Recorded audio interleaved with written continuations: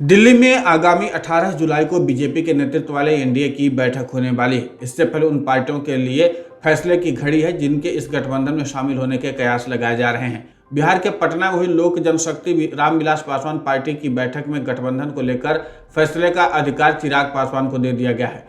बैठक के बाद चिराग पासवान ने कहा कि पार्टी पदाधिकारियों की बैठक में गठबंधन पर फैसले के लिए मुझे अधिकृत किया गया है। समय समय पर कई मुद्दों पर मैंने बीजेपी का समर्थन किया है। बिहार में विधानसभा उपचुनाव में बीजेपी के लिए मैंने भी प्रचार किया था। साल 2024 में हम किससे गठबंधन करेंगे ये जल्द तय कर लिया जाएगा। भले चिराग ने आज एनडीए में शामिल होने का ऐलान नहीं किया, लेकिन इशारों उन्होंने बता दिया कि उनका अगला कदम क्या होगा। उधर गृह राज्य मंत्री और बिहार बीजेपी के पूर्व अध्यक्ष नित्यानंद राय ने चिराग की पार्टी की बैठक से पहले उनसे मुलाकात करके संकेत दे दिया कि अब चिराग की घर वापसी तय है। बिहार में कयास भी यही लगाया जा रहा है कि चिराग मोदी सरकार के विस्तार के दौरान कैबिनेट में शामिल हो सकते हैं, लेकिन चिराग ने फिलहाल इस मुद्दे पर चुप्पी साधी हुई है। रामविलास पासवान के निधन के बाद चाचा पशुपति पारस और भतीजे चिराग पासवान में दूरी आ गई थी। उस वक्त बीजेपी ने चिराग के चाचा का साथ दिया था, लेकिन शायद बीजेपी को भी एहसास हो गया कि रामविलास पासवान की विरासत की नुमाइंदगी चिराग पासवान ही करते हैं। उनका लौटना बिहार के दलित वोटरों को एनडीए की तरफ जोड़ सकता है, क्योंकि दलितों के एक और बड़े नेता जीतनराम मांझी पहले ही एनडीए से हाथ मिला चुके हैं। बिहार में दलित आबादी 16% है। राज्य की 40 में से 13 सीटों पर दलित वोटर बेहद असरदार हैं। इन 13 सीटों पर दलित आबादी लगभग 3 लाख से ज़्यादा है।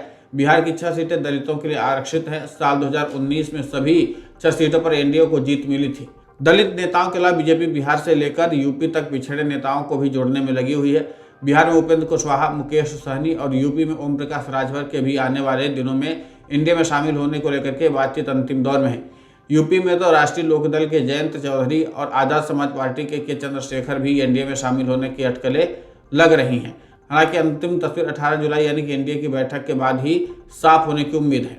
भारतीय जनता पार्टी ने 2024 के लोकसभा चुनाव के लिए तैयारियां अभी से तेज कर दी हैं। बीजेपी के बड़े नेताओं के साथ बैठकों का दौर लगातार जारी है। इस बैठक में पार्टी की रणनीतियों और अन्य महत्वपूर्ण मुद्दों पर चर्चा हो रही है।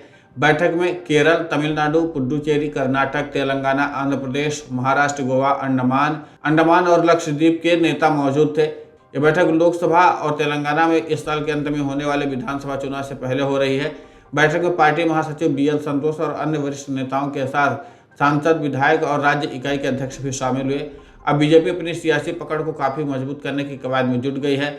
ऐसे में देखना दिलचस्प होगा कि इस बार बीजेपी बिहार और यूपी में दलितों को साधने के लिए कितना सफल होती है, क्योंकि दोनों ही राज्यों में दलित वोटरों का दबदबा है और फिलहाल एनडीए के घटक दल भी दलित वोटरों पर अपनी मजबूत पकड़ रखते हैं और इसी के नाते से बीजेपी भी अब इस मामले पर थोड़ी अलग तरीके से प्रयास करती हुई नजर आती है। Video desk अमरउजाला.com। अमर उजाला अब आपके टीवी पर भी। अपने स्मार्ट टीवी पर यूट्यूब पर सर्च करें अमर उजाला, चैनल सब्सक्राइब करें और देखें ताजा खबरें, वो भी HD क्वालिटी में। और हाँ, बेल आइकन दबाना ना भूलें ताकि हर खबर हो आपके घर। अमर उजाला, निष्पक्ष, निर्भीक, निरंतर।